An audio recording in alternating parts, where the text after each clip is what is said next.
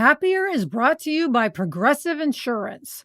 Fiscally responsible, financial geniuses, monetary magicians. These are things people say about drivers who switch their car insurance to Progressive and save hundreds. Because Progressive offers discounts for paying in full, owning a home, and more. Plus, you can count on their great customer service to help you when you need it, so your dollar goes a long way.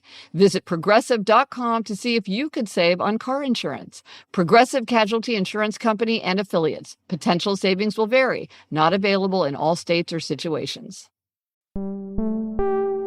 Lemonada. Hey everyone, it's Gretchen and Elizabeth. The episode that you're about to hear was recorded earlier, so we're jumping in now to say how horrified we are by everything that has been happening in Minnesota. We're thinking about all the people there, particularly the families of Renee Nicole Good and Alex Preddy and the others who've been killed by ICE. So we'll get into the regular episode now, but we just wanted to acknowledge what everyone is going through.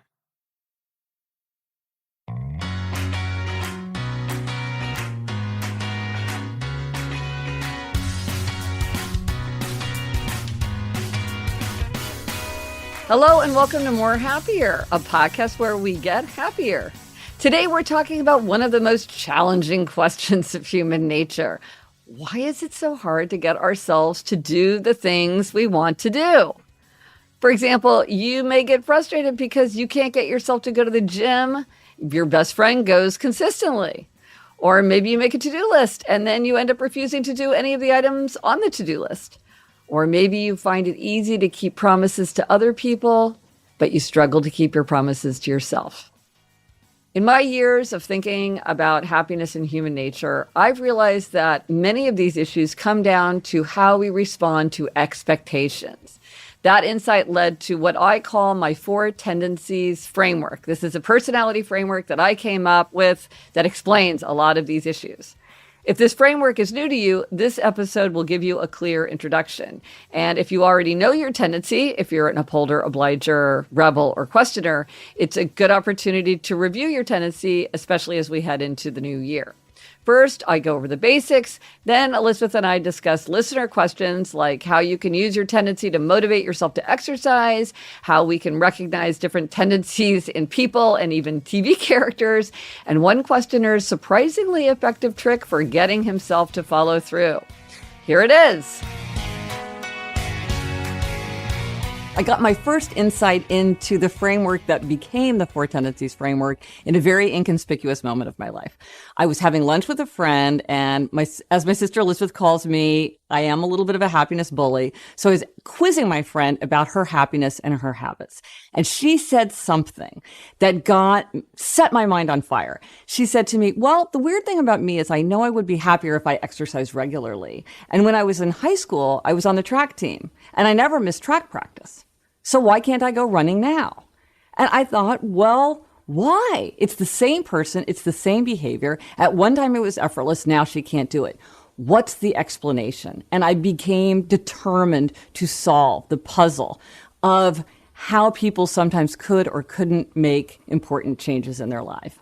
But I couldn't really understand what was going on in this pattern and in other patterns that I saw, like all the people who objected to New Year's resolutions because they thought that January 1st was an arbitrary date. I couldn't figure it out until I was looking at my to-do list one day. I was sitting at my desk, and all of a sudden, I realized that the key was the idea of expectations, that this was at the heart of all these patterns that I had noticed. And what I realized was that we all face two kinds of expectations. Outer expectations, expectations that others place on us, like a work deadline or a request from a friend, and inner expectations, the expectations that we place on ourselves, like keeping a New Year's resolution or getting back into playing guitar. Depending on a person's response to expectations, we will fall into one of four distinct types: upholders, questioners, obligers, and rebels. Upholders respond readily to both outer and inner expectations. They want to know what others expect from them, but their expectations for themselves are just as important. Next, questioners. Questioners question all expectations. They'll do something if they think it makes sense. They'll only meet an expectation if it's justified. So in a sense, they make everything an inner expectation because if it meets the inner standard, they'll do it. If it fails their inner standard, they will object. They tend to dislike anything arbitrary, inefficient, irrational. Obligers readily meet outer expectations, but they struggle to meet inner expectations. And this explains the mystery of my friend on the track team. When she had a team and a coach expecting her to show up, she had no trouble showing up for track practice. But when she was trying to go running on her own, she struggled. Then finally, rebels. Rebels resist all expectations, outer and inner alike. They want to do what they want to do in their own way, in their own time. They can do anything they want to do. They can do anything they choose to do. But if you ask or tell them to do something, they're very likely to resist. Once I identified the Four Tendencies framework, I decided to conduct a nationally representative sample study in order to learn more about the Four Tendencies and how many of each tendency is in the world. And what I found is that 41% of people are obligers. For both men and women, obliger is the largest tendency. Behind obliger at 24%, questioners. Then the smallest tendency, it's a very conspicuous tendency, but it is the smallest tendency, is the rebel tendency at 17%. And my tendency, the upholder tendency, is only slightly larger at 19%. So are the tendencies a product of nature or nurture? I believe that the four tendencies are hardwired. They're a part of our personality. This is something that we bring into the world. It's not a function of our generation or our birth order or what country we're born into or how we're raised. It's just a part of our personality. Now, I also believe that the Four Tendencies doesn't necessarily correspond with other personality frameworks. I love personality frameworks. I love reading them. But I think that each personality framework has its own nuance, its own vocabulary, its own powerful insight into human nature. And I think that you lose some of that nuance if you try to say that this equals that. I will say, however, one framework that it definitely does not correspond to is the houses of Hogwarts. People often argue to me that they figured out which tendency goes with which house of Hogwarts, but I say to you three words: Hermione, Fred, and George. They are all clearly Gryffindor. They are all clearly not of the same tendency. One thing to keep in mind about the Four Tendencies is this defines a very, very narrow slice of your personality. Now, some personality frameworks try to paint a picture of sort of the whole person. This does not. We could line 50 questioners up in a row, and depending on how ambitious they were, how considerate of other people's feelings they were, how analytical they were, how curious they were, how extroverted or introverted they were, how adventurous they were, a million different things, these questioners would all look very different from each other. But if you asked or told those people to do something, they would all respond exactly the same way. They would all say, "Why should I?" That is what makes a questioner, is that when an expectation is placed on them, their question is, why should I? Other things can be very different. That is what makes people of the same tendency. So why are the four tendencies important? Why do we even need to study them? Why do we care about identifying them? There are two reasons. First, we're much better able to understand ourselves. When we're feeling some kind of frustration, some kind of conflict, some kind of procrastination, we can be much more effective in figuring out what should we do differently? How can we tackle this problem? So our stress goes down, our burnout goes down, our sense of frustration with ourselves and our limitations goes down because we see a lot of possibilities about how we can change things for the better. We can figure out how to tweak situations to boost our chances of success. And just as we're better able to understand ourselves, we're also better able to understand other people. When we understand other people's tendencies, we're more tolerant and more compassionate of them. Because as an upholder, for instance, I now know that some things come pretty easily to me that don't come very easily to other people. And now I understand it's not that I'm right and they're wrong, or they're right and I'm wrong. It's just that we have different ways of approaching things. And when we understand the tendencies, we don't take it personally. We can see like, well, you're behaving this way. You're asking me question after question after question. I'm feeling drained. I'm feeling overwhelmed. I'm feeling like you're questioning my authority. But wait, hold on. You're a questioner. You're not doing this just to me. This is the way you are with everybody in your life. I don't have to be angry at it. I just have to figure out how do we create a situation where both of us can thrive.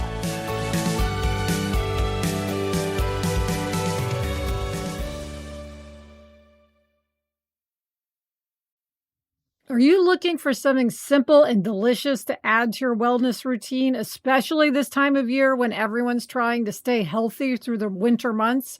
Well, let us tell you about Manukora honey. It is rich, creamy, and the most delicious honey you have ever had. It's ethically produced by Monocora's master beekeepers in the remote forests of New Zealand.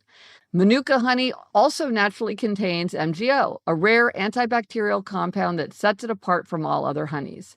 It's a game changer, and all you need is 1 heaped teaspoon each morning to get the most out of the amazing bioactives in Manuka.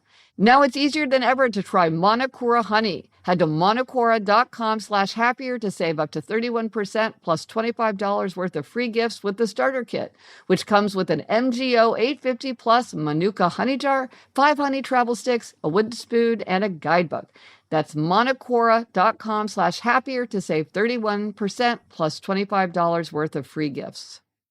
Happier is brought to you by Progressive Insurance. Fiscally responsible, financial geniuses, monetary magicians. These are things people say about drivers who switch their car insurance to Progressive and save hundreds. Because Progressive offers discounts for paying in full, owning a home, and more. Plus, you can count on their great customer service to help you when you need it, so your dollar goes a long way. Visit Progressive.com to see if you could save on car insurance. Progressive Casualty Insurance Company and Affiliates. Potential savings will vary. Not available in all states or situations. We all have those nightmare scenario moments that make your heart race when you're lying in bed and realize you didn't lock the front door, or you've left for the day and remember the stove is still on, or even worse, you get home to find that someone's broken a window. ADT understands how unsettling it is to feel unsafe at home or unprepared for an emergency. That's why they're here, for the moments when every second counts. With customizable security systems that keep watch 24/7, with the most company-operated monitoring centers in the industry, with technology that enables first responders to send help even faster. And because they understand how important your space is to you, their ADT Plus app allows you to check in on your home from virtually anywhere, so you can rest easy knowing that everything's okay. ADT helps make sure your home is a haven, not another thing to worry about. When every second counts, count on ADT. Visit ADT.com or call 1-800-ADT-ASAP to learn more. So what's the connection between happiness and understanding your tendency? I've spent years studying happiness, good habits, and human nature, and it has become obvious to me that there's no magic one-size-fits-all solution for building a happier, healthier, more productive, more creative life. The happiest people aren't from a particular tendency. They're the people who understand themselves and build a life that works for them. With wisdom, experience, and self-knowledge from the Four Tendencies, we can use our time more productively, make better decisions, suffer less stress and burnout, get healthier, and engage more effectively with other people. If we don't understand our place in the Four Tendencies, we may fail to pinpoint the aspects of a particular situation that's causing us to succeed or fail. For instance, I often talk to obligers who think that they just need to get more motivated, so they try to whip themselves into a frenzy of conviction, when what they really need is accountability. If you're an obliger who keeps thinking, I love to read, I really need to make reading more of a priority in my life, don't worry about making reading a priority in your life. Join a book group, or tell your child that you're going to read all the books assigned that year in your child's English class. The accountability is what's going to allow you to follow through. The Four Tendencies framework is meant to help us understand ourselves more deeply, not limit our sense of identity or possibility. Some people say when you define yourself, you confine yourself. However, I think that systems of self-definition are really helpful because they give us a vocabulary, they serve as a starting point for self-knowledge, and they give us a way to talk to each other in a clear, succinct way. This framework isn't a set of labels that determines everything about us, and it's not a justification to say, well, what do you expect? This is just the way I am. Rather, it's a spotlight that can illuminate hidden aspects of our nature. Everyone does fit into a single core tendency. You're not really a true mix of two tendencies, but you can tip in one direction or another. For example, an obliger may tip to an upholder, or an obliger may tip to rebel. Now that you know a little bit about the four tendencies, you may have some questions, and these are the questions that I'm most often asked. And it's important to get clear on these questions to understand these key principles about the four tendencies, because when people have a misunderstanding of their tendency, they often want to jump to conclusions that might be misleading. And then that makes it more difficult to use the tendencies effectively. So you really want to get it clear in your mind. The first question I'm often asked is it possible to observe someone else's tendency from the outside? Really, to judge someone's tendency, you have to understand the way someone thinks. Now, sometimes you might know someone really well, like a spouse or a sibling or a very close friend, or you may have read many, many interviews of a well-known person, and you may be able to understand the way that person thinks. They may have said enough that reveals their thought process. But don't always assume that you can tell from the way that people behave. And don't assume that the tendencies always look the same way from person to person. For instance, one obliger could say things like, I really need to learn more self-care. I need to learn to take time for myself. I need to make myself a priority. That's an obliger. Another obliger might say, I'm a workaholic. I give everything to my clients. I'm there 110%. There's no time for me to exercise. They're both obligers. They sound very different from each other, but they're both expressing obliger tendency. Another common question is there a way that I can determine someone else's tendency if I want to figure it out? Now, as I said, to judge someone's tendency, you have to understand the way the person thinks. However, there are certain tells, certain patterns that tend to very strongly suggest that someone belongs to a particular tendency. For instance, questioners tend to object often and vociferously to things that are arbitrary. This really bugs questioners.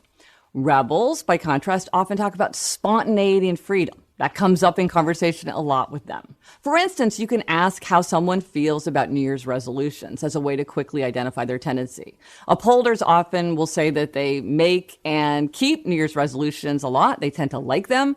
Questioners typically say something like, I make a resolution when it makes sense to me. I would not wait for January 1st because January 1st is an arbitrary date. Obligers will often say that they've given up making New Year's resolutions because they've tried and failed so often in the past. And rebels will either say that they love making a resolution because they love to challenge themselves, or they'll say they would never make a resolution because they would never want to chain themselves in advance. So another question is, can you identify a child's tendency? Now, for some children, it's very apparent very early, at like age 3 or 4, what their tendency is. But for many children, it's very hard to tell what their tendency is because children aren't autonomous the way adults are. It's hard to tell until they're out on their own. But by adulthood, we all do fit within one particular tendency that shapes our perceptions and behaviors in fundamental ways. Another common question is, can we change our tendency? The fact is, can we change our inborn nature? Probably not. Or if we were to try to change our inborn nature, it would be very, very difficult. And overwhelmingly, unless we go through some catastrophic character reshaping experience, something like a near-death experience, a grave illness, a serious bout with addiction, a medication that fundamentally alters the way our nature is expressed, our tendencies don't change. We are who we are.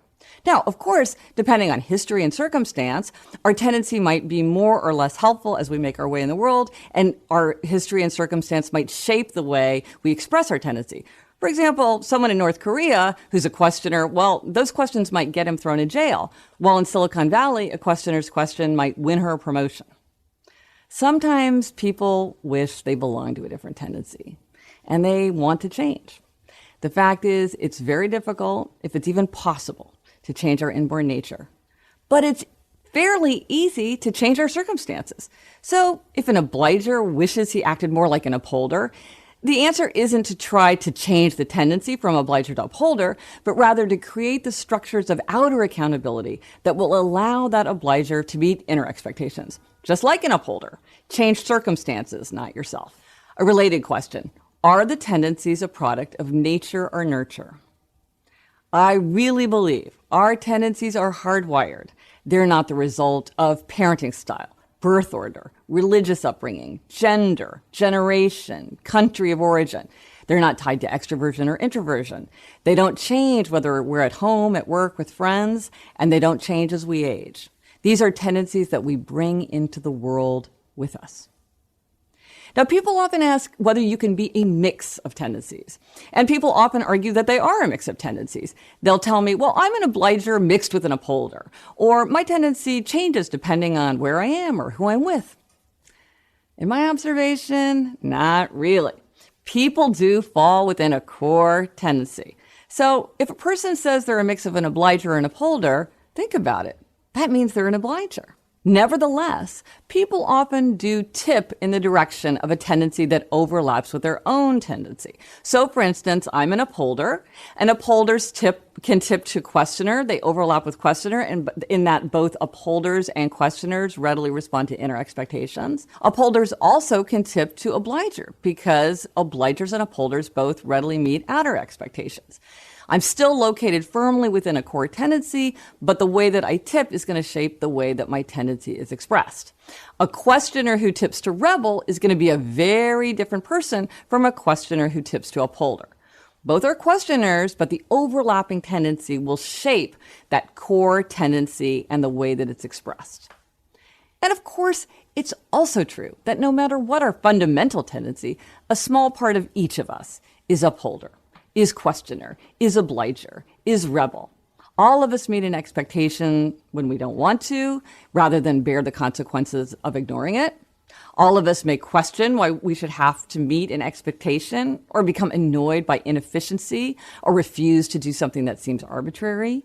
And we'll all meet expectations because they're important to someone else, even if it means the sacrifice of our own aims. And whatever our tendency, we share a desire for autonomy. Now, people often say to me, well, which tendency is the happiest tendency? Which is the healthiest? Who's the most productive? Who's the most creative? And here's the thing. There is no one best tendency. When you look to see who's the happiest, the healthiest, the most productive, and the most creative, it's the people who have figured out how to harness the strength and power of the upside of their tendency, and also how to account for the limitations and weaknesses of their tendency by figuring out how to exploit their tendency to their benefit and how to offset the limitations. They are able to take the steps to create the life they want. But we have to do that in the way that's right for us.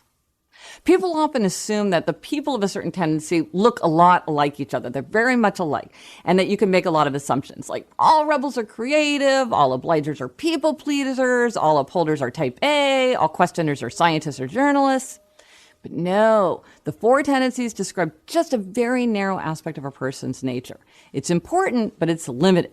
And there's an enormous range of personalities, even among people who share the same tendency. Regardless of tendency, some people are more or less thoughtful of other people's feelings. Or they're more or less ambitious or intellectual, analytical, controlling, charismatic, kind, anxious, energetic, or adventurous. These qualities dramatically influence how they express their tendencies. An ambitious rebel who wants to be a well-respected business leader and a helpful family member will behave very differently from a rebel who doesn't care very much about having a successful career or other people's convenience. Remember, the difference among the tendencies is why people act or why they don't act. It's how they respond to expectations. It's not love of research that makes you a questioner. People are questioners if someone asks or tells them to do something, their first thought is, why should I? Similarly, a delight in doing things for other people doesn't make you an obliger. Refusing to follow the rules doesn't make you a rebel. It's how and why you respond to expectations. Okay, now that you know more about the four tendencies, let's move into real life. Elizabeth and I hear from so many listeners about how this plays out day to day. And in this next part, we walk through their questions and what has helped them. Michelle says, how can a rebel lose weight? All I do is rebel against myself. Even though I know what to do, I keep resisting myself. Now, this is a classic rebel problem. This is a classic rebel challenge. And I have to say, I've spoken to so many rebels about this because it comes up in so many contexts. I want to quit smoking. I want to write every single day. I want to finish my PhD thesis. I want to go, I want to regularly run. How do they get themselves to do something if no one can tell them what to do, not even themselves? So this is a very common challenge. And here's a bunch of solutions that rebels have come up with. One is One of the core values of Rebel is identity. So you think about your identity. So you're not doing this for any reason other than you're a healthy person, or you're a person who loves fresh, unprocessed food, or you like everything just the way you want it. You're doing it because it's your identity to be that way. Also, I talked to a Rebel who thought about freedom. For Rebels, freedom and choice is very important. And so she said, I realized, I'm not traveling the way I like to. I don't feel free to travel because it's really uncomfortable for me to get on an airplane or walk up and down the steps of a bus. I don't feel as free as I want to, and I can't move around the way I want to. So she tied it to this idea of freedom. Another one is individuality. A lot of times Rebels like to do things in their own way. And so I have a friend, I'm a very, very low carb eater. And I like doing that as sort of an upholder because I like just executing on that way of eating. But I have a friend who's a Rebel and he does it because he's like, everybody says, how can you quit sugar? Oh, yeah, nobody can do that. And so he's like, oh, it's like, I've got to do it my way.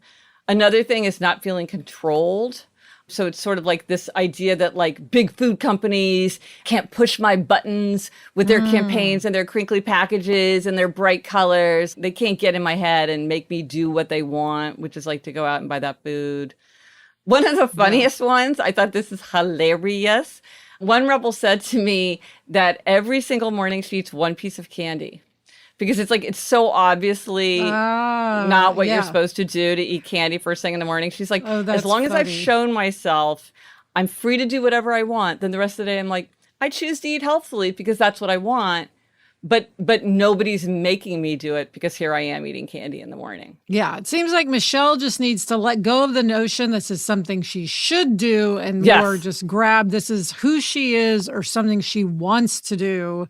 Try to mentally take the obligation out of it. Absolutely. The final thing I would say is challenge. Sometimes Rebels it's a challenge. I'll show you. You don't think I could do this for 365 days or kind of a challenge like that. And one thing to remember is if the people around you are trying to encourage you or remind you or nudge you, you might tell them, hey, step back, because those kinds of messages can ignite the spirit of resistance in a rebel. So you want to make sure that you're doing this because this is what you want. This is what you choose. And you're not getting interference from anybody else. So good luck. Yes, good luck, Michelle. All right, Gretch, you and I talk about how easy it is sometimes to spot the Four Tendencies. Yes. We both love Mad Men after I made you watch it. We are great Game of Thrones fans. And you can spot the tendencies in both of those shows. Yeah, absolutely. And if you want to go through each character, I'll post a link in the episode notes to the bonus episodes, one that we did on Mad Men, one that we did on Game of Thrones. And I also have done a couple of roundups because I just do love spotting the tendencies. So I'll post links to those too if you want to just see if you agree or look for yourself. I have this new and improved Four Tendencies hub. So I'll post a link to that. But if you see new ones, because I'm constantly adding to my list, put it on social media with hashtag tendency spotting, because I love getting new additions to my great compendium of tendencies. Yeah, it's so fun. All right, Gretchen, let me ask you this. If you had to pick one thing, what do you think is the most valuable aspect or, let's say, insight you've gotten from the Four Tendencies? If I had to pick one thing, I think it's that obligers need outer accountability to meet inner expectations. So it's if you want to read more, it's not that you need to make time for self-care or reassess your priorities or learn to put yourself first. It's really just join a book group or whatever. There's so many ways to create outer accountability once you know that's what you need.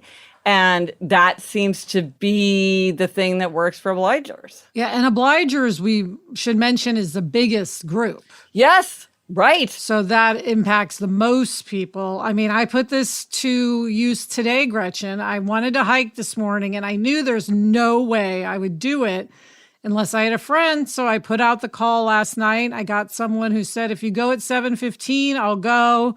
And I said, oh, okay, I'll go at 7:15. And we went. And sure enough, I woke up in the morning and I thought, why did I do this? Yeah. This is horrendous. I want to sleep. I don't want to go. Yeah. And I thought, well, she's planning on it, so I better show up. And I went and had a nice hike. So, just today I used the Four Tendencies. But see, and knowing that you need that outer accountability, because otherwise you might have thought there's just so many ways to interpret it. No, I wouldn't have gone through that step. I would have just said, I'll get up in the morning and go hiking and listen to a podcast. Right. It'll be That'll easier be at lovely. 8 a.m. I'll Yeah. have more energy.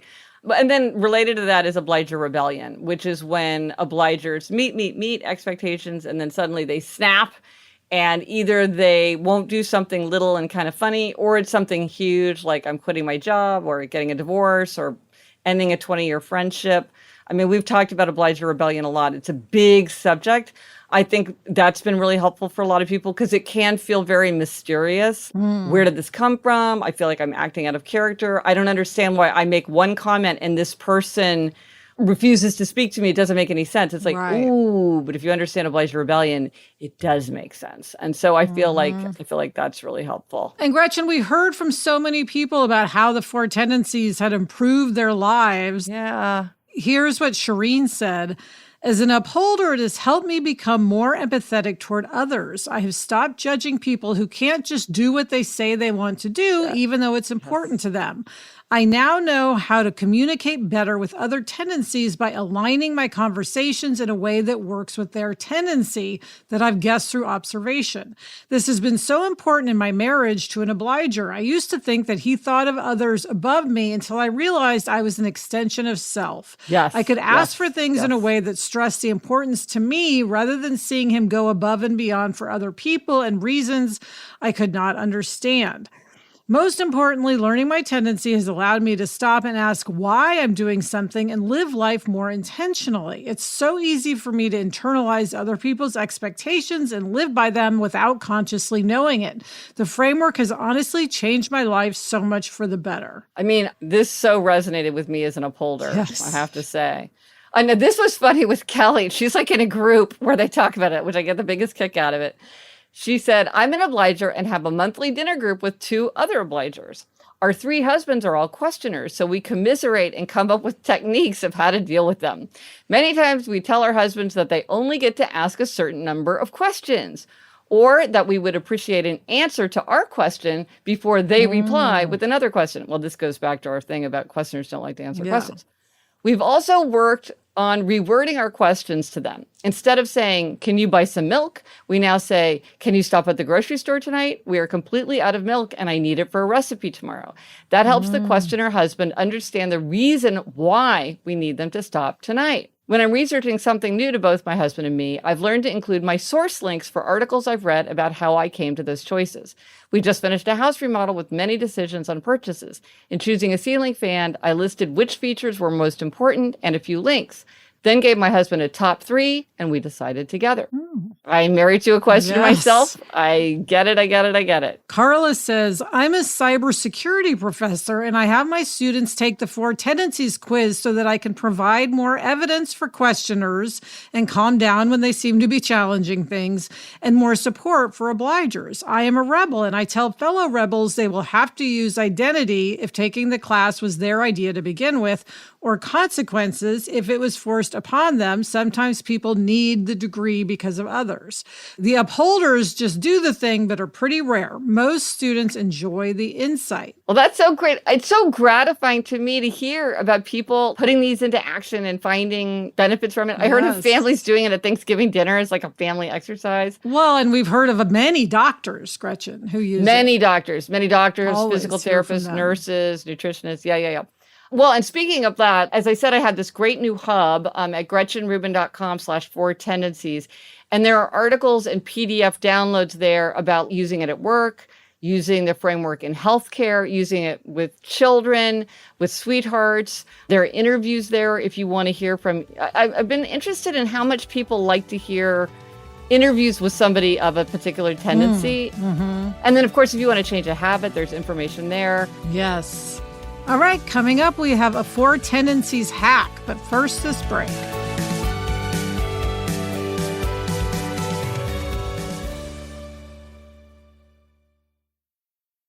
Happier is brought to you by Progressive Insurance.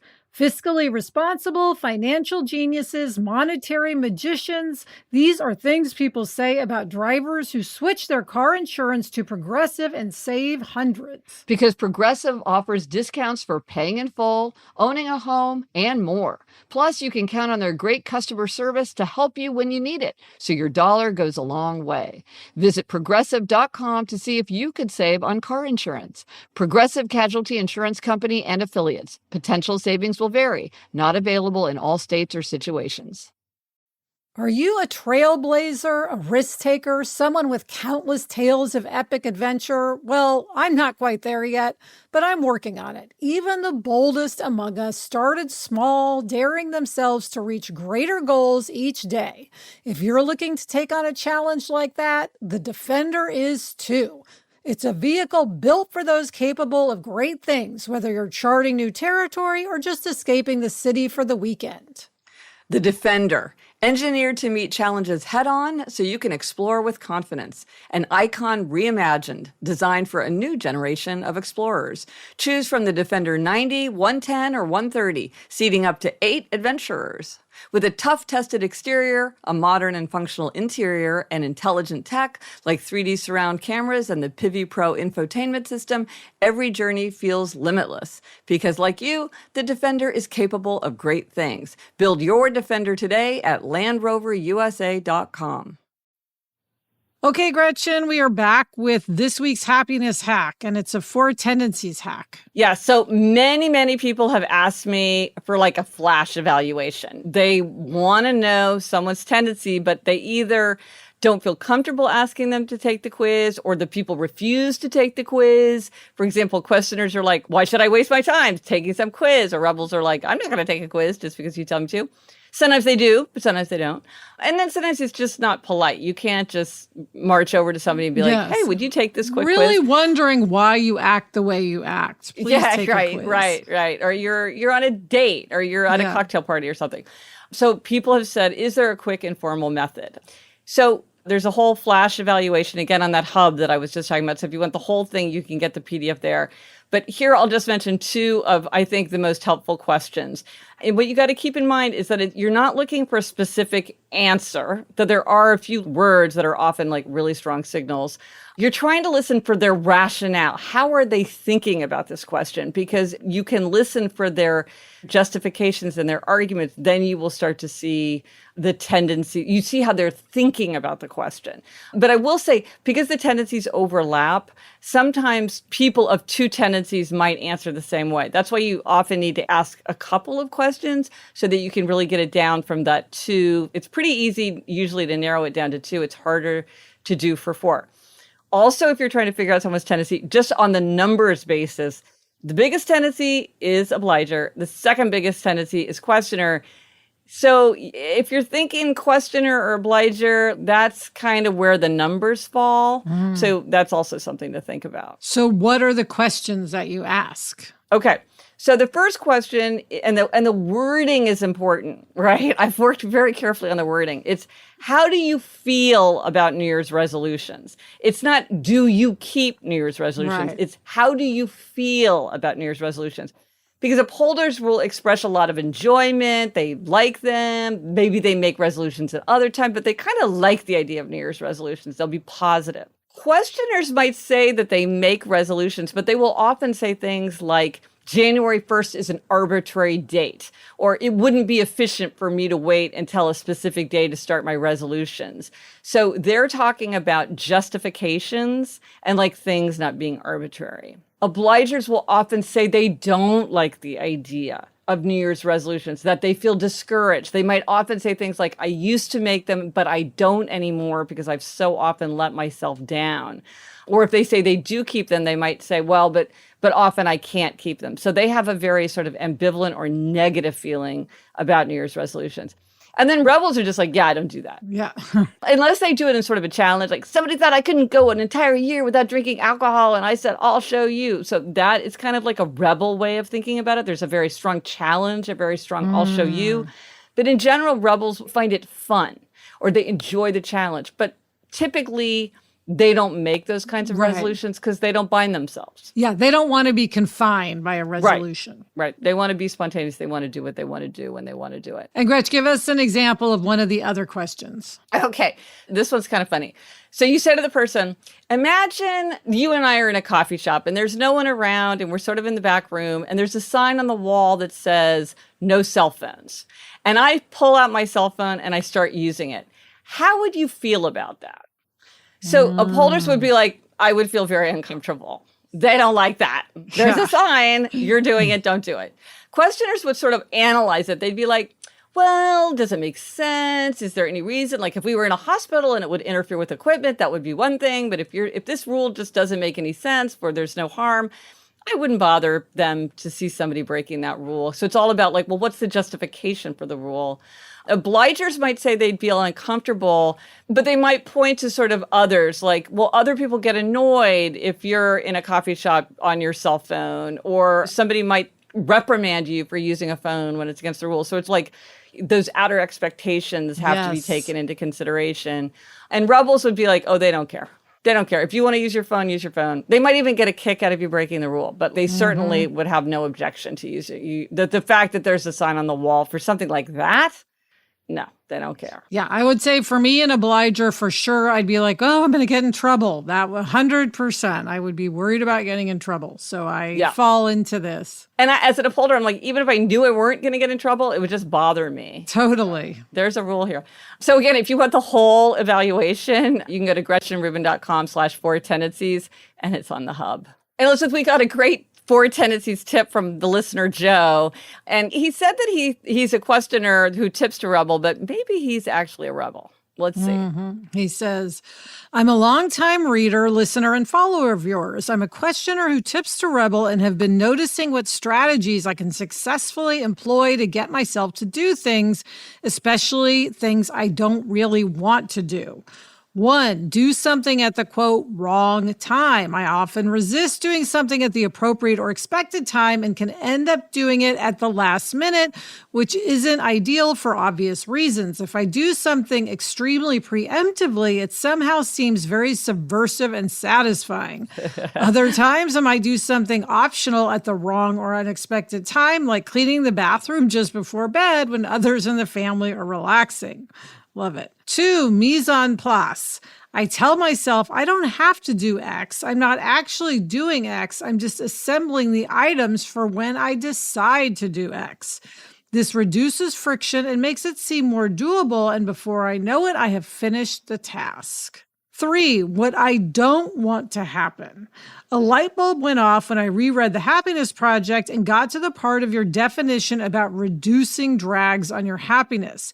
If I keep in mind how much I hate certain things happening, I will work really hard to avoid them. For example, like certain people, I really hate being woken up by an alarm, so I try to make sure I go to bed at such a time that I wake up early without an alarm. Yeah, I think these are great ideas, whether you're a questioner, rebel, or anybody. I think this is really, really helpful. The thing that makes me feel that this person is a rebel is that rebels often will do something at kind of the wrong time and drive-by hack. If you are in work or in life partnered with a rebel, if they're starting to do something, never say to them like, oh, this isn't the best time for that. It'll be better to wait for tomorrow. It'd be more efficient to do another time.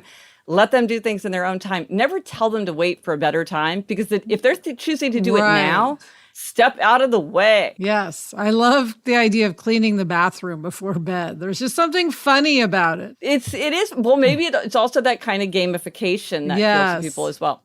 And Elizabeth, the merits and gold stars. This is an even numbered episode, which is your demerit. Yes. Okay. So this is probably some sort of obliger demerit, Gretch. It is the beginning of the school year. And my demerit is that I have not put all the important school dates on the calendar. And I have not signed up for the new lunch program. And I did manage to get Jack's books because they said if you don't, they'll sell out. But it's all those beginning of year things that I just feel overwhelmed by. And I know life will be better if I put them in the calendar. but I haven't. But I think there's that outer accountability where they were like, if your child is not signed up for the new lunch program, your child will go hungry on Thursday. Yes. It's like you would do it in a flash. Yes, but it really, instead it's if you want it because they can bring their lunch. So, it's not really necessary. Anyway, yes, I need someone to say that, and then I will do it immediately. Well, I think we've all done it. Like the start of school, there's so much paperwork and busy work. Like your child's other parent, everybody's taking bits and pieces of it, and there's still all this stuff that it's a lot to get done to start the school year. So, yes, and it is my arena. This is what I've taken on, so I don't feel like I could say, "Hey, Adam, put all these things in the calendar." Right. Well, like he does the uniform. Yes. Same thing. Jamie and I. It's like he does his things and I do my things. And yes. Adam has done his part, which has got us a closet full of new uniforms. But I am lacking, Gretch. So. Yeah. Hopefully this will create some kind of feeling of accountability, and I will put those dates in the calendar and sign up for all the many things I need to sign up for. But what about you, Gretch? What is your gold star this week? I'm giving a gold star to you because you are you have become like a Four Tendencies expert. I've heard you talking about it. I'm like, dang, she knows her stuff. I couldn't have given a better answer myself. You, in many ways, are the willing accomplice to so many of my little experiments and frameworks. And, I'm constantly testing things out on you. Remember when I was going through the whole abstainer moderator thing, I made you have so many conversations with me about that. And now I just feel like you are a true Four Tendencies expert. So I try. I thank you for your interest and your enthusiasm and for your expertise. Well, I love the Four Tendencies. They work. Yep. As you think about this episode, the big takeaway is this. When something keeps not working, it may not be a matter of effort or discipline. There's nothing wrong with you. It may be that it's just the way you respond to expectations. That's why we'll be spending the next few months exploring the Four Tendencies in more depth and looking at how they apply to everyday life, from habits to relationships to work and more. If you want to go deeper right now, I've also created a LinkedIn learning course that focuses on using the Four Tendencies at work. It's about making follow-through easier and reducing friction with other people, whether you work on your own or you work with a team. You can learn more at LinkedIn/Four Tendencies. If this episode raised questions or helped something click for you, we would love to hear from you. Send us a note at podcast@GretchenRubin.com, and we may feature it in an upcoming episode. Thanks for listening. And remember, the best time to start a happiness project was 20 years ago. The second best time is now.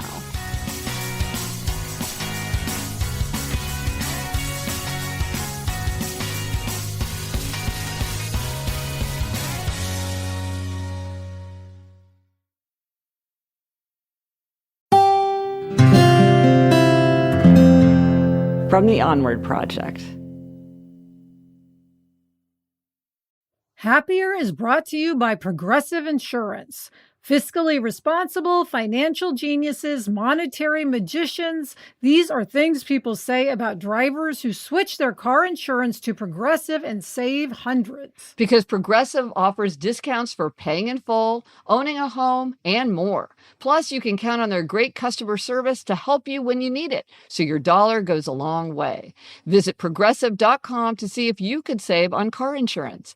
Progressive Casualty Insurance Company and Affiliates. Potential savings will vary. Not available in all states or situations.